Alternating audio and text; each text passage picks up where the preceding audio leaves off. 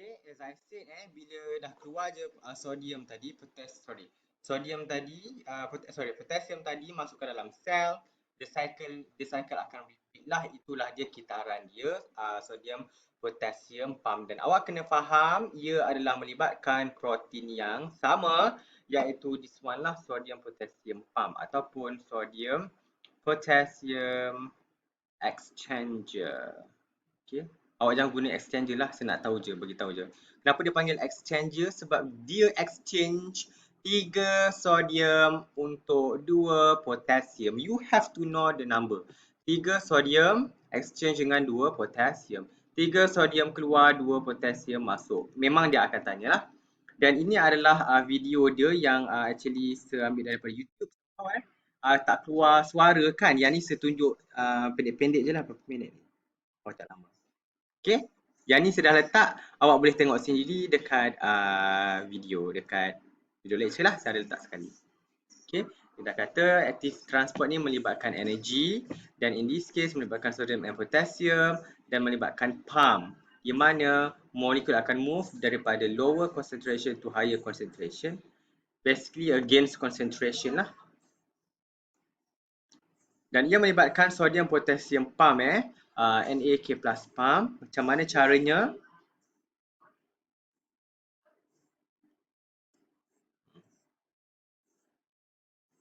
Melibatkan sodium akan keluar, potassium akan masuk.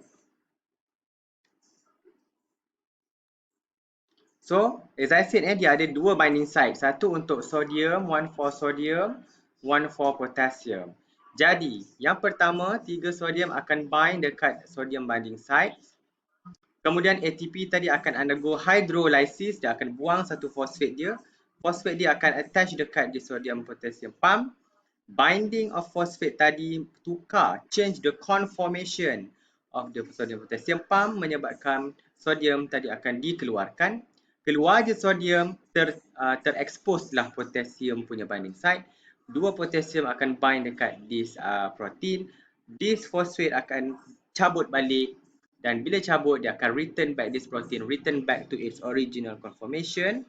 Jadi sodium boleh dibawa masuk ke dalam cell dan this process akan happens again and again. 3 sodium akan bind. Okay, dia akan ulang balik lah. Okay, then ada hydrolysis of ATP, phosphate tadi dia akan bind, change conformation, 3 sodium dikeluarkan, 2 potassium akan masuk, then phosphate dikeluarkan, 2 potassium akan masuk balik dan it will repeat again and again. Okay.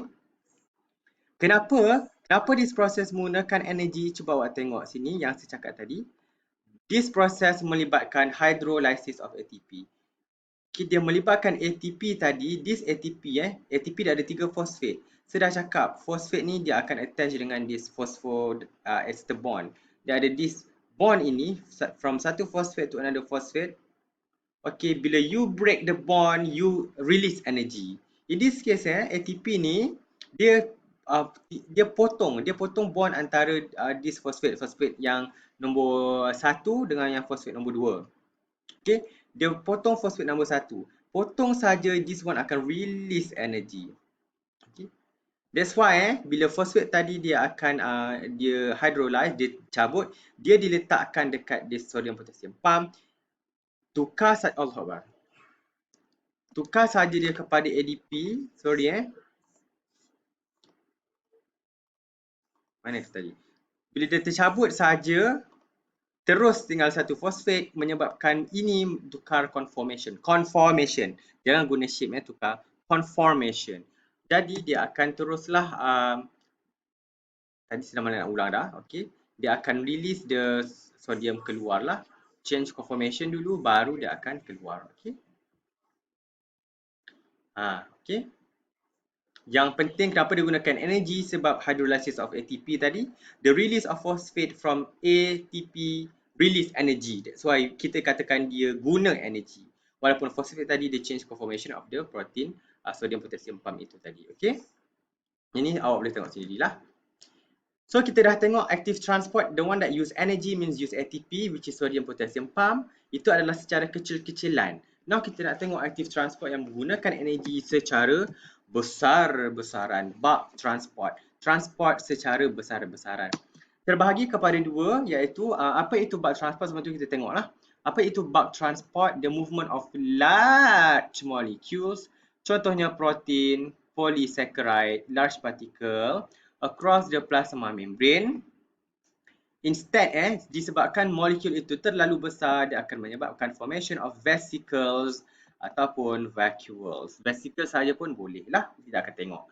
Dia ada dua jenis. Satu, bila kita ambil the large molecule, kita ambil daripada luar sel, kita masuk ke dalam sel, itu adalah endocytosis. Endo means ke dalam.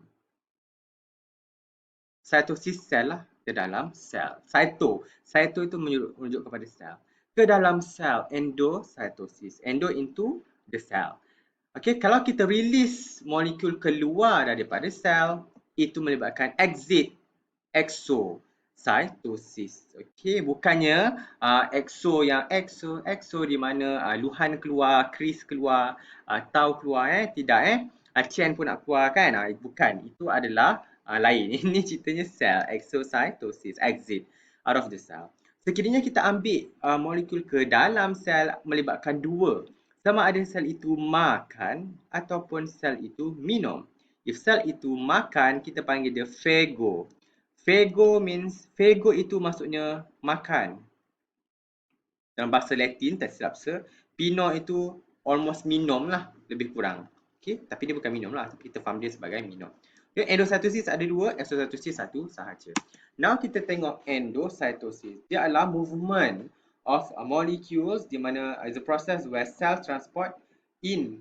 Sel membawa masuk macromolecules. Perkataan dia adalah macromolecule sebab melibatkan molekul yang sangat besar in bulk by forming vesicle. Cell transport in macromolecules, the forming vesicle and into the cell. Macam mana dia boleh form vesicle? Basically, apa yang berlaku ialah plasma membrane tadi. Kalau ikutkan plasma membrane tadi, dia lurus saja.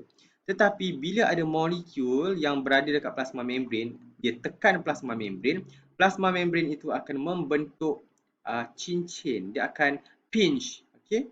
Dia akan tercerut, yes. Dia akan tercerut like this.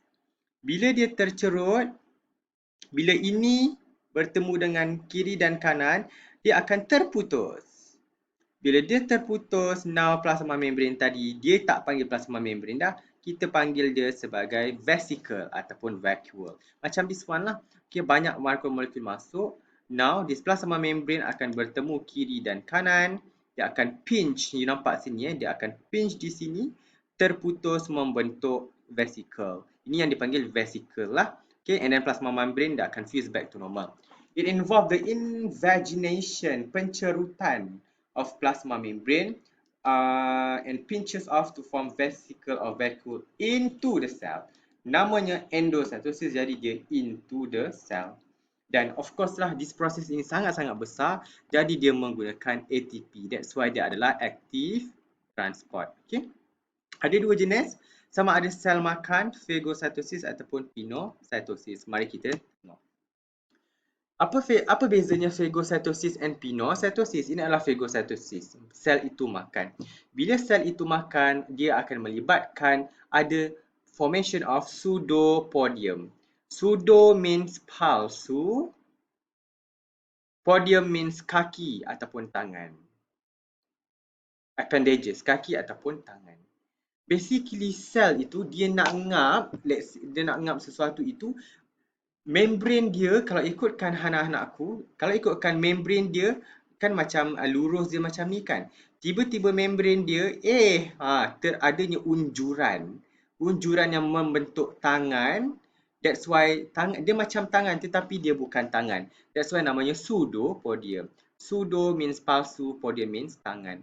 Dia nak makan the large molecule lah. After that, this one akan bertemu and then pinch off to form this vacuole lah. Nanti kita akan tengok nama yang spesifik.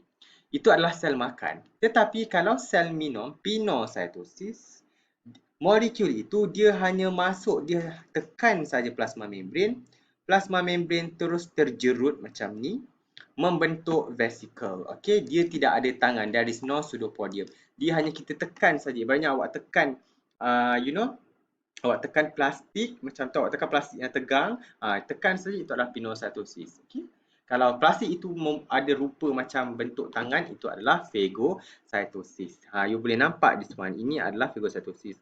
Di mana amoeba, ini amoeba ni, you tengok tangan dia punya besar. Ini keseluruhan tangan amoeba dan dia makan apa? You tengok bakteria ni, punyalah besar bakteria ni. Bakteria ni macam silinder ni, dia boleh hulur tangan sampailah kat sini, nanti dia akan form the food vacuole lah. After that, bakteria ini akan berada di dalam amoeba lah dan dia akan digest.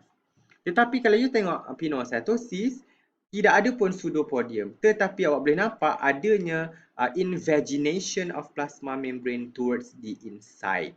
Okey, di mana molekul akan dissolve, molekul dia akan tekan plasma membrane, memenuhi ruangan ini. After that, this one dia akan pinch off to form vesicle.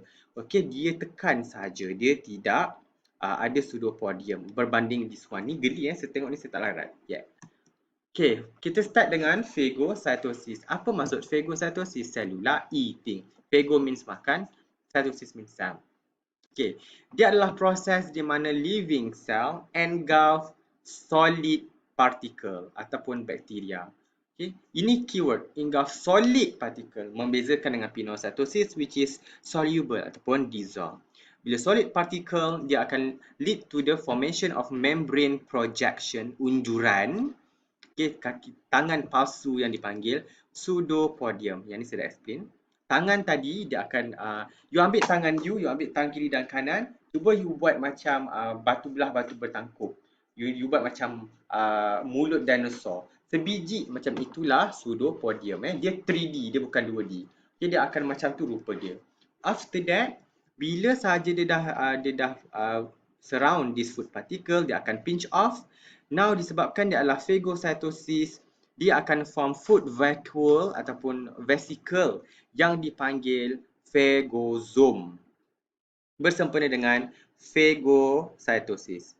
Phagosome, okey, ataupun food vacuoles. Namanya saya lagi prefer awak tulis phagosome, membezakan dengan pinositosis. After that, bila dia dah, let's say ni adalah bakteria tadi dah di-engulf dalam phagosome, bakteria ini perlu dibunuh. Macam mana dia dibunuh? Dalam phagosome ini dia masih hidup, tetapi dia dibunuh oleh satu organel yang kita dah belajar, iaitu lysosome. Lysosome ini contain hydrolytic enzyme di mana dia akan fuse dengan phagosome.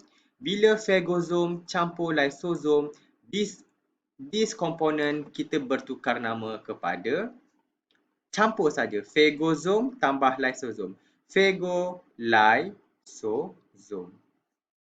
Okey, phagolysosome. Kemudian hydrolytic enzyme tadi dia akan kill this bacteria, dia akan digest this bacteria. After that, dia akan release outside of the cell lah via exocytosis. Nanti kita akan tengok kemudian. Okey, itu penting yang ni saya dah tulis dekat sini. Okey, dia akan adanya intracellular digestion by lysosome. Okey, mari kita tengok scientifically macam mana rupanya. Yang hijau itu adalah bakteria, yang ini adalah macrophage, sel pembunuh bakteria dalam badan kita. Awak boleh nampak dia pergi dekat bakteria itu, tiba-tiba sekarang awak boleh nampak bahawa bakteria itu dia masuk dalam sel itu. Boleh nampak tak? Okey. This sel darah putih ini, dia datang dekat bakteria, lepas tu dia akan form di pseudopodium dan dia bawa masuk. After that, dia akan will be digested dengan caranya adanya lysosome fuse dengan phagolysosome. After that, dia merayap cari bakteria lain. Nampak? Dia makan yang seterusnya. Itulah dia indahnya ciptaan Tuhan. Sel yang sebegitu tu pun boleh lawan dengan bakteria. Memang hancur ya, lepas ini memang matilah dia bakteria. Kemudian this macrophage darah putih tadi, dia cari bakteria lain, dia terus form the pseudopodium and dia akan digest the bacteria. Itu caranya badan kita fight the infection. Dengan adanya di sel darah putih, dia akan undergo this phagocytosis to kill the bacteria. Okay? Sangat menarik. Ini yang segambar yang saya jumpa lah. Alright? Next, kita nak tengok, ini adalah kepentingan phagocytosis yang saya dah cakap tadi. You all boleh baca sendiri. Next, kita nak tengok pinositosis.